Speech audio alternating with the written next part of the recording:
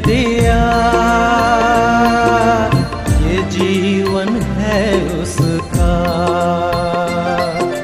जीवन जिसने दिया, ये जीवन है उसका। आओ हम मिल के करें शत शत नमन उसका। जीवन जिसने दिया, ये जीवन है उसका।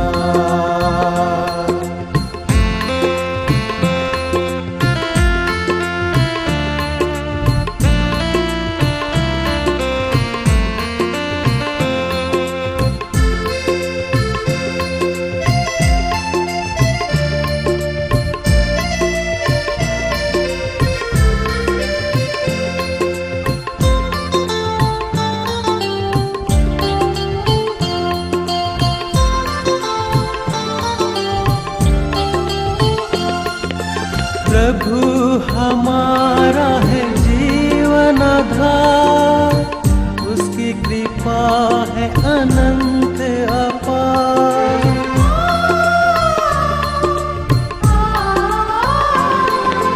प्रभु हमारा है जीवन आधार, उसकी कृपा है अनंत अपार।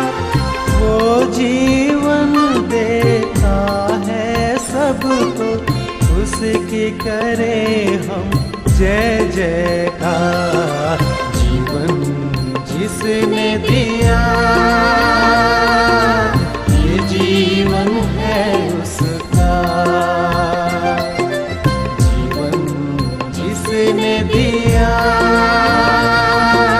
ये जीवन है उसका।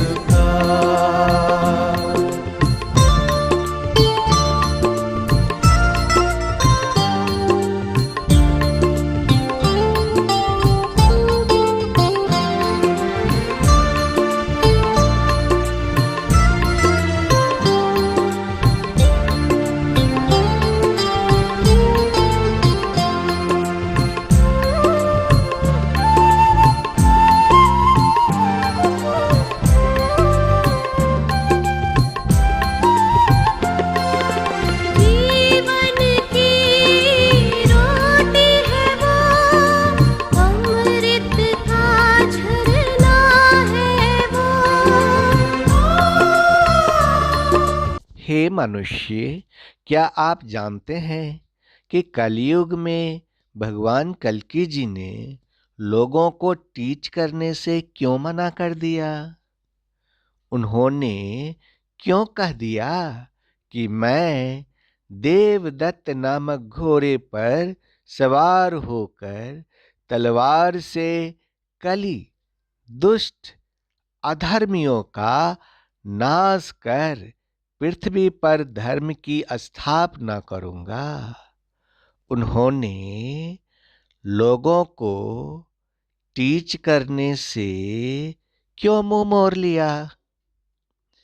अगर यदि आपको नहीं मालूम है तो आप मेरी बात ध्यानपूर्वक सुनिए। हे मनुष्य, कलयुग के सभी लोगों को 5123 वर्षों से इस पाप भरी दुनिया में रहने की आदत पड़ गई है। ये सभी लोग अज्ञानी ही नहीं बल्कि महामूर्ख हैं। कलयुग में एक महामूर्ख व्यक्ति का नाम प्रसिद्ध है। वह नाम है कालिदास। वह कालिदास जिस डाल पर बैठा था उसी डाल को काट रहा था। ठीक उसी प्रकार संपूर्ण मानव जाति उस ईश्वर की आलोचना करता है, उस ईश्वर की हंसी उड़ाता है जिस ईश्वर ने सारी सृष्टि को रचा।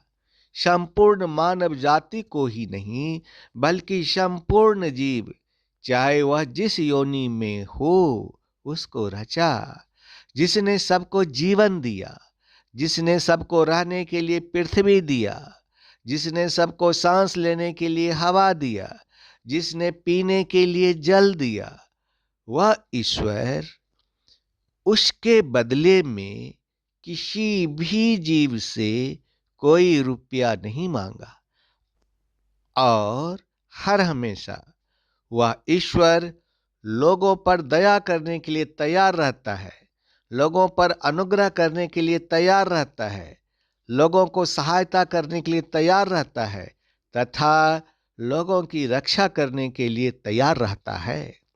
जो लोग ऐसे ईश्वर का अपमान करते हैं, जो लोग ऐसे ईश्वर की आलोचना करते हैं, जो लोग ऐसे ईश्वर की उपेक्षा करते हैं, तो वह मनुष्य कालिदास ही है। जरा सा सोचो कि कलयुग के इस कालिदास को कौन टीच कर सकता है? जिस ईश्वर की रचना में ये सारे मनुष्य रहते हैं,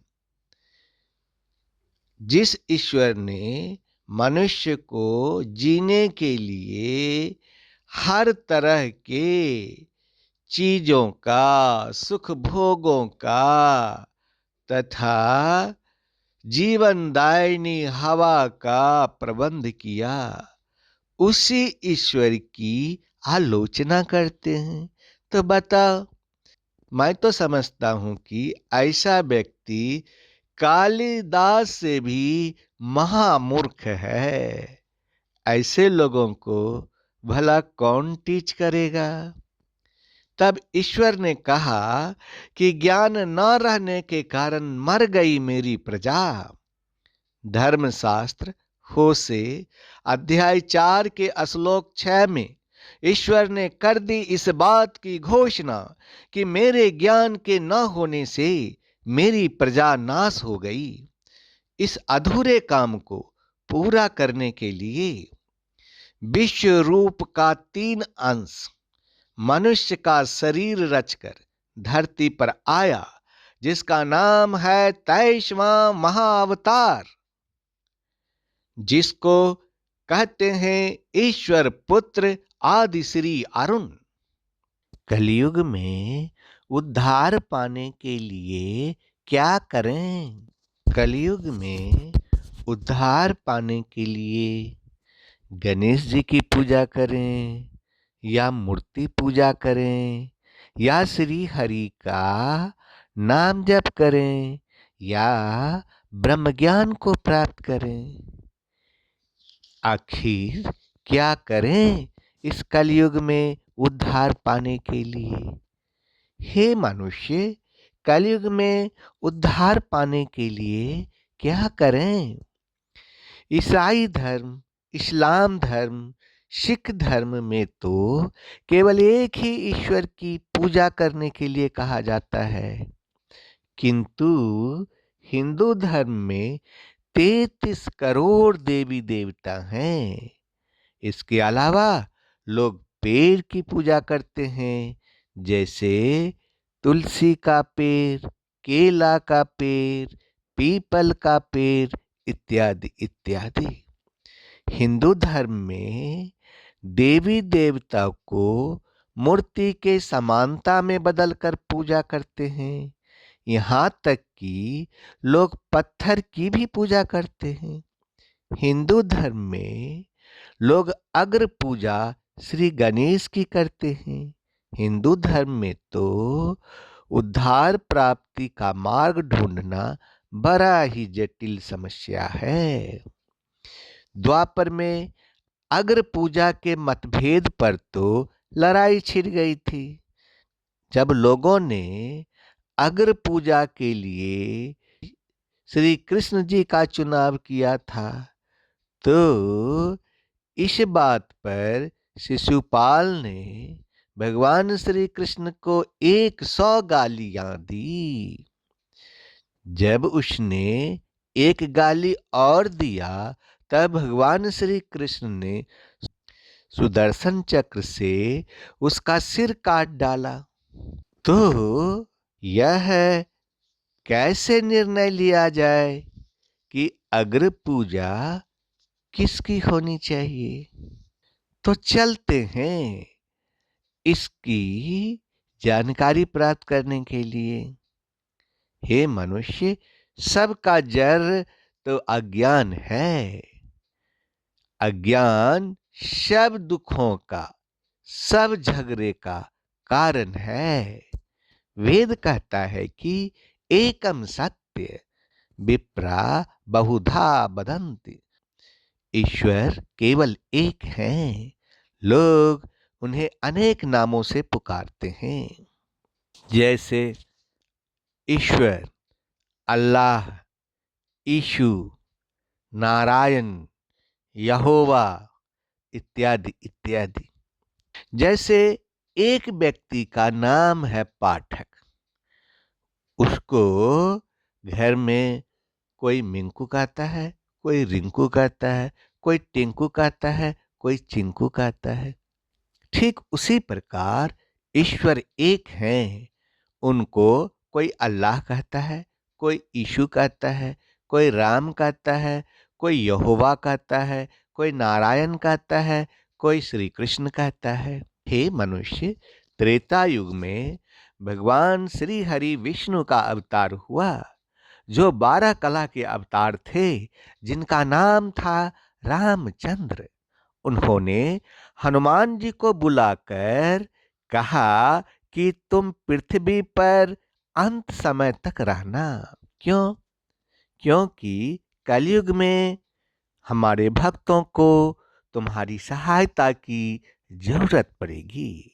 कलयुग में केवल मेरा नाम ही उद्धार का एकमात्र उपाय होगा। उन्होंने तो सर्वप्रथम गणेश की पूजा करने के लिए नहीं कहा और न शंकर जी की पूजा करने के लिए कहा और न मूर्ति पूजा करने के लिए कहा। उन्होंने तो कहा कि कलयुग में भव से पार होने का एकमात्र सरल उपाय है हरि नाम का संकीर्तन। तो भला आप सर्वप्रथम गणेश जी की पूजा क्यों करते हैं, या फिर और दूसरे अन्य अन्य देवी देवताओं की पूजा क्यों करते हैं, और आप मूर्ति पूजा क्यों करते हैं? पद्म पुराण पाताल खंड शीर्षक नाम कीर्तन की महिमा, भगवान के चरण चिन्हों का परिचय तथा प्रत्येक मास में भगवान की विशेष आराधना का वर्णन, पेज नंबर 565 में पार्वती जी ने महादेव जी से पूछा कि हे कृपा निधे, विषय रूपी ग्राहों से भरे हुए भयंकर कलयुग के आने पर संसार के सभी मनुष्य पुत्र, स्त्री और धन आदि की चिंता से व्याकुल रहेंगे। ऐसी दशा में उनके उद्धार का क्या उपाय है, यह बात बताने की कृपा कीजिए। तब महादेव जी ने पार्वती जी को जवाब दिया, देवी, कलयुग में केवल हरि नाम ही संसार समुद्र से पार लगाने वाला है। महादेव जी ने केवल श्री हरि नाम को ही संसार समुद्र से पार लगाने वाला कहा। उन्होंने न तो अपने पुत्र गणेश की पूजा करने के लिए कहा और न ही स्वयं अपना नाम रटने के लिए कहा और न ही मूर्ति पूजा करने के लिए कहा और न किसी और दूसरे देवी देवता की पूजा करने के लिए कहा और न तुलसी माता या संतोषी माता या पीपल की पूजा करने के लिए कहा और न केला की पूजा करने के लिए कहा। जरा सोचो, उन्होंने कहा क्या? उन्होंने कहा कि कलयुग में केवल हरि नाम ही संसार समुद्र से पार लगाने वाला है।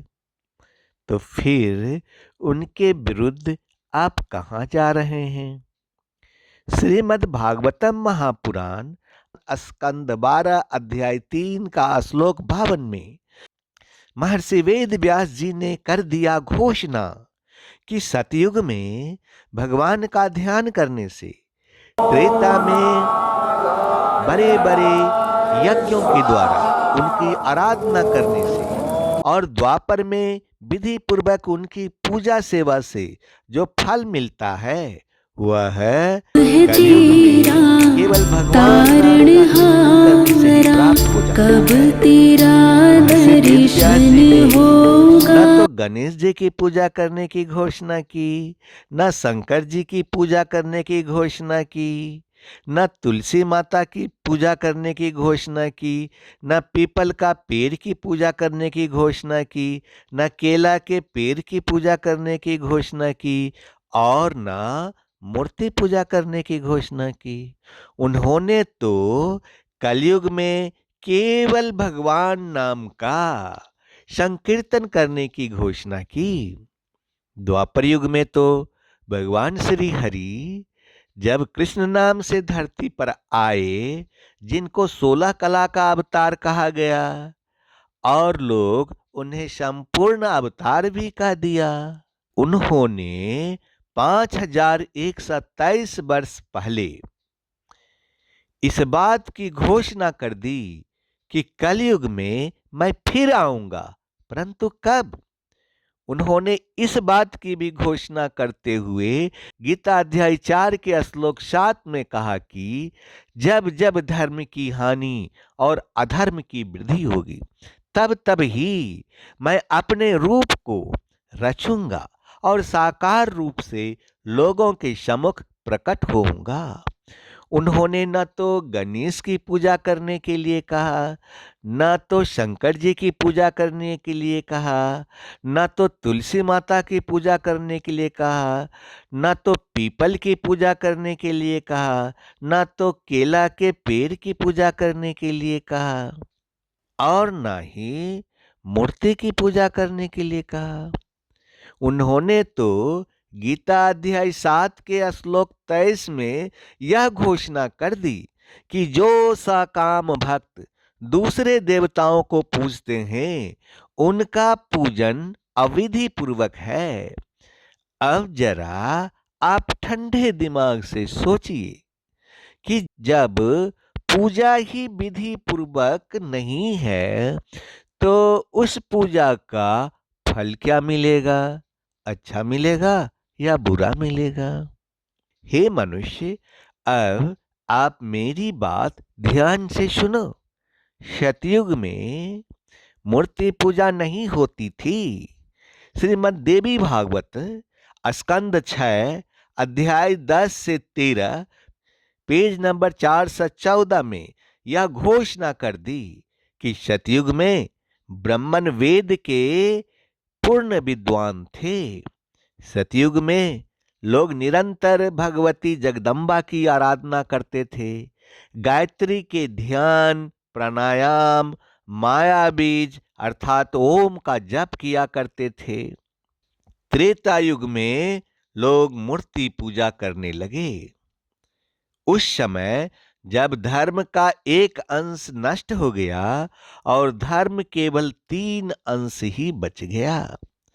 श्रीमद् भागवतम महापुराण स्कंद 7 अध्याय 14 का श्लोक 39 में महर्षि वेद व्यास जी ने इस बात की कर दी घोषणा कि त्रेता युग में जब विद्वानों ने देखा कि मनुष्य परस्पर एक दूसरे का अपमान करते हैं, तब उन लोगों ने उपासना की सिद्धि के लिए भगवान की प्रतिमा की प्रतिष्ठा की और तब से शुरू हो गई मूर्ति पूजा।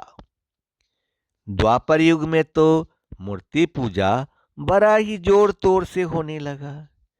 कलयुग में मूर्ति पूजा का बढ़ावा राजा ब्रजनाभ ने दिया। इस कार्य को अंजाम देने में राजा परीक्षित और शांडिल्य ऋषि दोनों सबसे आगे थे। श्रीमद् भागवतम महापुराण महात्म्य अध्याय 2 का श्लोक 1 से 6 में महर्षि वेद व्यास जी ने यह घोषणा कर दी कि सांडिल्य मुनि ने राजा परीक्षित तथा राजा ब्रजनाभ को आदेश दिया कि तुम अपने मनोरथों की सिद्धि के लिए मेरे आदेश का पालन करो। तदंतर अर्थात इसके बाद महाराज परीक्षित ने इंद्रप्रस्थ और दिल्ली से हजारों बड़े बड़े सेठों को बुलाकर मथुरा में रहने के लिए जगह दिया। इसके अतिरिक्त सम्राट परीक्षित ने मथुरा मंडल के ब्राह्मणों तथा प्राचीन वानरों को, जो भगवान के बड़े ही प्रेमी थे, बुलवाया और उन्हें आदर के योग्य समझकर मथुरा नगरी में बसाया। इस प्रकार राजा परीक्षित की सहायता और महर्षि शांडिल्य की कृपा से ब्रजनाभ ने क्रमशः उन सभी स्थानों की खोज की जहां भगवान कृष्ण अपने प्रेमी गोपिकाओं के साथ नाना प्रकार की लीलाएं करते थे। लीला स्थानों का ठीक ठीक निश्चय हो जाने पर उन्होंने वहां की लीला के अनुसार उस स्थान का नामकरण किया, भगवान के लीला विग्रहों की स्थापना की तथा उन स्थानों पर अनेकों गांव बसाए। स्थान स्थान पर भगवान के नाम से कुंड और कुएं खुदवाए, कुंज और बागीचे लगवाए, शिव आदि देवताओं की स्थापना की, गोविंद देव, हरिदेव आदि नामों से भगवत विग्रह स्थापित किए। इन सब शुभ कर्मों के द्वारा ब्रजनाभ ने अपने राज्य में सब ओर एकमात्र श्री कृष्ण भक्ति का प्रचार किया। इस्लाम धर्म में मूर्ति पूजा करना सख्त वर्जित है। इस्लाम धर्म में एकमात्र अल्लाह की पूजा करने के लिए कहा गया है तथा मूर्ति पूजकों को काफिर कहा गया है। कुरान तर्जुमा सूरह जुमर का आयत 58 और 59, पेज नंबर 739 में यह घोषणा कर दी कि जब अजाब देख लिया तो लोग कहने लगे कि अगर यदि मुझे फिर एक बार दुनिया में जाना हो तो मैं नेक लोग अर्थात पवित्र या निर्मल या उज्जवल या अच्छा लोग हो जाऊंगा। उनके लिए खुदा फरमाएंगे कि क्यों नहीं, मेरी आयतें तेरे पास पहुंच गई ना, मगर तूने उसको झुठलाया और सेखी में आ गया और तू काफिर बन गया। ईसाई धर्म में धर्मशास्त्र में मूर्ति पूजा करने से मना किया गया है। धर्मशास्त्र 1 कुरिन्थियों अध्याय 10 का श्लोक 14 ने यह घोषणा कर दी कि मूर्ति पूजा से बचे रहो। धर्मशास्त्र निर्गमन अध्याय 20 का श्लोक 4 से 6 ने यह घोषणा कर दी कि तुम अपने लिए कोई मूर्ति ना बनाना। ऊपर आसमान में, नीचे जमीन पर और पानी में जो कुछ है उनमें से किसी के भी आकार की चीज ना बनाना। तुम उनके आगे दंडवत ना करना और ना ही उनकी पूजा करने के लिए बहक जाना, क्योंकि मैं तुम्हारा परमेश्वर यह मांग करता हूं कि सिर्फ मेरी भक्ति करो, मुझे छोड़ किसी और की नहीं। जो मनुष्य मुझसे नफरत करते हैं उनके गुनाह की सजा मैं उनके बेटों, उनके पोतों और उनके परपोतों को भी देता हूं। मगर जो मुझसे प्यार करते हैं और मेरी आज्ञाओं को मानते हैं उनकी 1000 पीढ़ियों से मैं प्यार करता हूं। धर्मशास्त्र यशाया अध्याय 30 का श्लोक 15 में ईश्वर ने इस बात की घोषणा कर दी कि यदि तुम मेरी ओर लौट कर आओ तो तुम बच जाओगे। जब तुम मुझ पर भरोसा रखोगे तभी तुम्हें तुम्हारा बल प्राप्त होगा, किंतु तुम्हें शांत रहना होगा। धर्मशास्त्र यशाया अध्याय 30 का श्लोक 18 और 19 में ईश्वर ने इस बात की कर दी घोषणा कि ईश्वर तुम पर अपनी करुणा करने के लिए तैयार हैं। ईश्वर तुम्हारा इंतजार कर रहे हैं, अर्थात ईश्वर तुम्हारा बाट जोह रहे हैं। ईश्वर तुम्हें सुख चैन देने के लिए तैयार खड़े हैं। हे धरती पर बिखरे हुए लोगों, तुम लोग रोते बिलखते हुए नहीं रहोगे। ईश्वर तुम्हारे रोने को सुनेगा और वह तुम पर दया करेगा।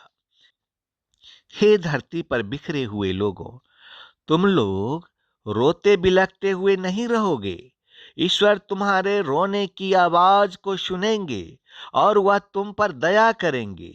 वह ईश्वर तुम्हारी सुनेंगे और वह तुम्हारी सहायता करेंगे।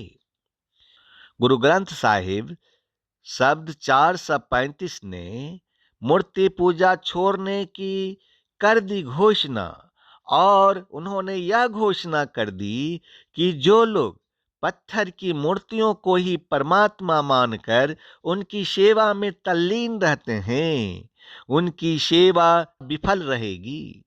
जो पत्थर की मूर्तियों के चरण छूते हैं, उनका सारा परिश्रम बेकार हो जाता है। हमारा स्वामी तो चिरचेतन है, समस्त जीवों के सर्वस्व देने वाला है। अज्ञानी मनुष्य अंतर मन में बसने वाले परमात्मा को नहीं जानता, इसीलिए वह भ्रम और मोह के फंदे में फंसा रहता है। पत्थर की मूर्तियां न तो बोलती है, न कुछ दे सकती है। उनके संबंध में कमाया गया कर्म और उनकी किया गया सेवा सब व्यर्थ और निष्फल ही जाता है। यदि मुर्दे को कोई व्यक्ति चंदन लगाए तो भला सोचो वह उससे क्या फल पा सकता है। मुर्दे को निर्जीव कहा गया है, ठीक उसी तरह पत्थर को भी निर्जीव कहा जाता है। अगर कोई व्यक्ति पत्थर को चंदन लगाए तो वह उससे क्या फल पा सकता है। गुरुवाणी 424 ने इस बात की कर दी घोषणा कि परमात्मा ने आश्चर्यजनक जगत की रचना कर दी है। एक मनुष्य तो मरता है, पर दूसरा मनुष्य उसे मरता देखकर अपने आप को सदा टिके रहने वाला समझता है, अर्थात सदा जीवित रहने वाला समझता है। यह एक आश्चर्यजनक तमाशा है जो व्यक्त नहीं किया जा सकता है।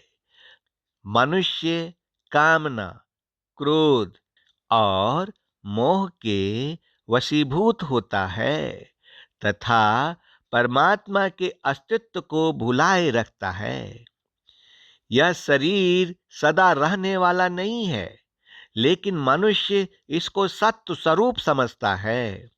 जैसे रात में सोए रहने पर आने वाले सपना को मनुष्य सत्य समझता है, जैसे बादल की छाया सदा एक स्थान पर टिकी नहीं रहती, ठीक वैसे ही जो कुछ दृष्टिगोचर होता है वह सब नष्ट हो जाता है। जिस मनुष्य ने जगत को नाशवान समझ लिया है वह सत्य स्वरूप परमात्मा की ही शरण लिए रहता है। हे मनुष्य, ईश्वर पुत्र आदि श्री अरुण आपसे यह कहता है कि मेरा मन गज बन गया है, मेरी जीव कैंची बन गई है। प्रभु का नाम मन में बसाकर और जीव से प्रभु के नाम को जप कर मैं अपने मन रूपी गज से नाप नाप के जीव रूप कैंची से मौत के डर की फांसी काटते जा रहा हूं। हे मनुष्य, तुम भी ऐसा ही कर। जब तुझे मौत की फांसी से डर लगता है तो हे मनुष्य, इस शरीर मिट्टी रंगने वाले बर्तन में मैं अपने आप को प्रभु के नाम से रंग रहा हूं और प्रभु नाम की सिलाई सी रहा हूं। परमात्मा के नाम के बिना मैं एक घड़ी भर भी जी नहीं सकता। हे मनुष्य, मैं आपसे सच कहता हूं कि कलयुग में श्री हरि का नाम जपने वाला व्यक्ति को दुनिया से डर की बात तो छोड़ दो, उसको मौत का भी डर नहीं रहता। हे मनुष्य, तुम अपने हृदय में विचार करके देख लो कि ये संपूर्ण मानव जाति परमात्मा की रची हुई खेल है। इसमें हर एक घट के अंदर हर जगह सिर्फ एक परमात्मा ही बसता है। हे मनुष्य, एक परमात्मा अनेक रूप धर के हर जगह मौजूद है। मैं जिधर देखता हूं उस परमात्मा को ही हर जगह मौजूद देखता हूं। पर इस वेद को कोई बिरला आदमी ही समझता है, क्योंकि जीव आमतौर पर माया के रंग बिरंगे रूपों में अच्छी तरह मोहे हुए हैं।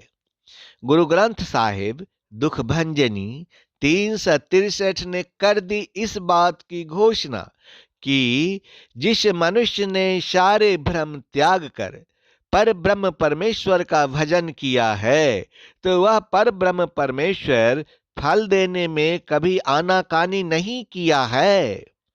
गुरु ग्रंथ साहिब गुरुवाणी 376 ने इस बात की कर दी घोषणा कि पर ब्रह्म के शरणागत को कभी कोई कष्ट नहीं होता, क्योंकि उसके गिर्द रक्षक लक्ष्मण रेखा खिंच जाती है, जिस कारण कोई दुख उसका अतिक्रमण नहीं कर सकता।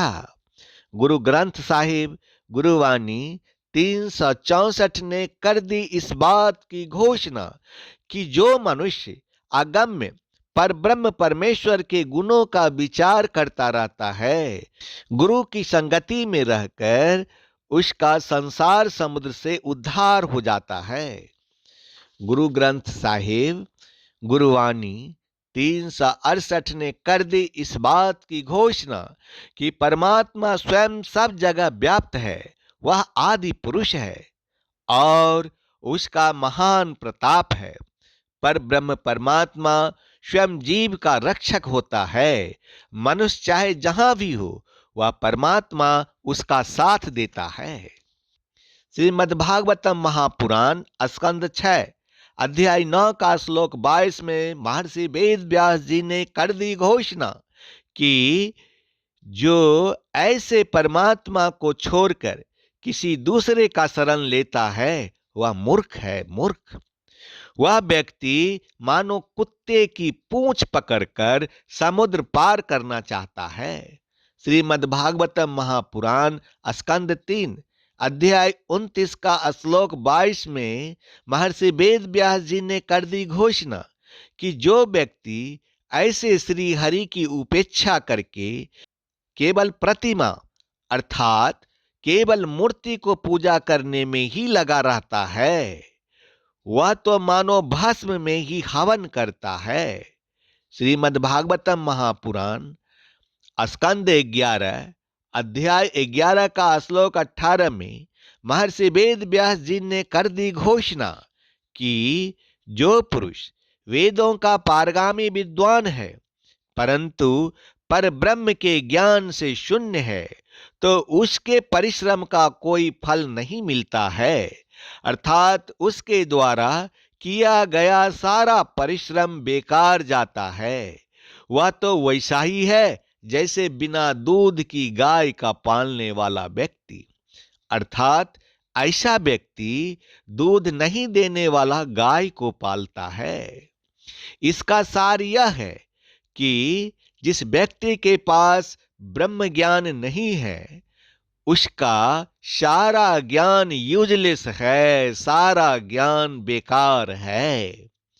श्रीमद्देवी भागवत स्कंद 7 अध्याय 36 शीर्षक देवी के द्वारा ज्ञानोपदेश भक्ति का प्रकार तथा ज्ञान प्राप्ति की महिमा पेज नंबर 565 ने कर दी इस बात की घोषणा कि जिसके द्वारा इस ब्रह्म विद्या का उपदेश होता है वह परमेश्वर ही है।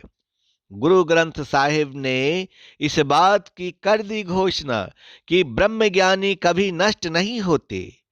ईश्वर ने गीता अध्याय 9 के श्लोक 31 में इस बात की कर दी घोषणा कि तू निश्चय पूर्वक सत्य जान कि मेरा भक्त कभी नष्ट नहीं होता।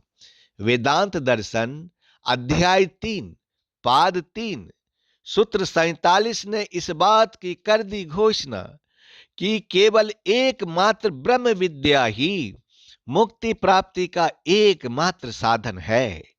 मुक्ति या परम पद या मोक्ष प्राप्ति के लिए दूसरा कोई मार्ग या उपाय नहीं है। तथास्तु अर्थात ऐसा ही हो।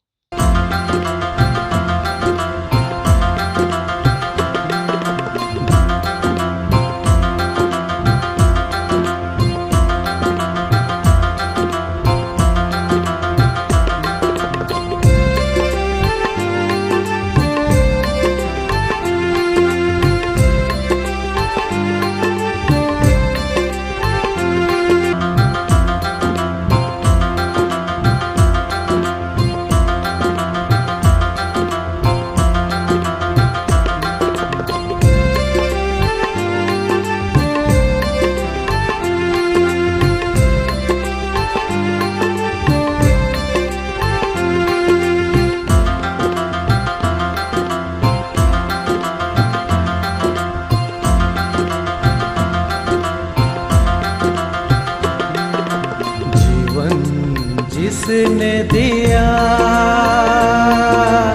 ये जीवन है उसका। जीवन जिसने दिया ये जीवन है उसका। आओ हम मिल के करें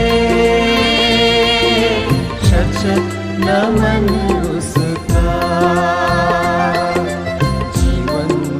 जिसने दिया ये जीवन है उसका।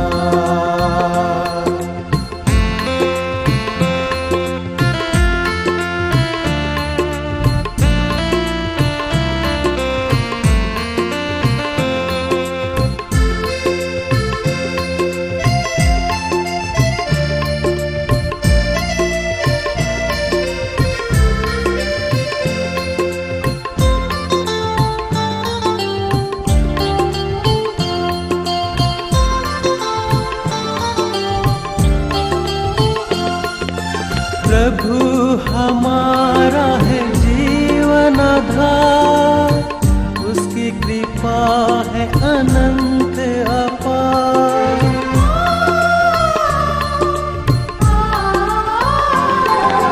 प्रभु हमारा है जीवन आधार, उसकी कृपा है अनंत अपार।